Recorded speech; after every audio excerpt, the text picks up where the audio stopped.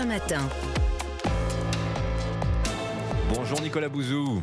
Bonjour Dimitri, bonjour Anissa. Bonjour Nicolas. Alors Nicolas, hier matin sur Europe 1, Bruno Le Maire a dit cette phrase un peu mystérieuse. Atteindre le plein emploi, ce ne serait pas compatible avec notre modèle social. Qu'est-ce qu'il a bien pu vouloir dire? Est-ce que ça signifie que la Sécu, que nos retraites, que les allocations chômage sont l'ennemi de l'emploi en France? C'est ça que ça sous-entend un peu. Oui, c'est ça, ouais. Écoutez, notre modèle social n'est pas l'ennemi de l'emploi, mais enfin son coût et ses dérives le sont certainement. Et déjà, on va regarder un peu les chiffres de l'emploi. On a eu 64 000 chômeurs de plus au troisième trimestre.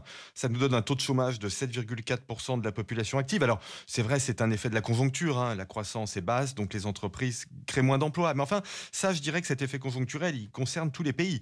Le chiffre français, il est spécifique dans la mesure où il est élevé par rapport aux autres. Je rappelle que le monde développé est au plein emploi.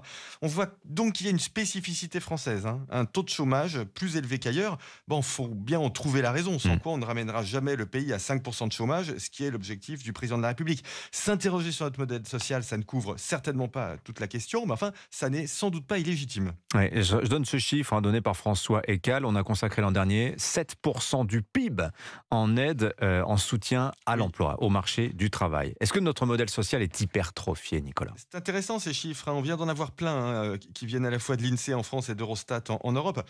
La France est le pays européen où la dépense sociale en proportion du PIB est la plus forte. Il n'y en a pas d'autre. La France est le troisième pays en Europe le plus redistributif. Ça signifie qu'à l'exception de la Belgique et de la Suède, la France est le pays d'Europe où les impôts sont les plus progressifs et les transferts sociaux les plus larges. On vient aussi d'avoir les chiffres sur les prélèvements obligatoires. C'est intéressant, Le taux de prélèvement obligatoire en France, c'est, tenez-vous bien, 48% du PIB. Près de la moitié de ce que l'on produit est prélevé en cotisation ou en impôts. C'est le chiffre le plus élevé de tous les pays de l'Union européenne, désormais devant la Belgique. Donc si je résume, on a plus de chômage que les autres, plus de dépenses publiques, plus de prélèvements obligatoires.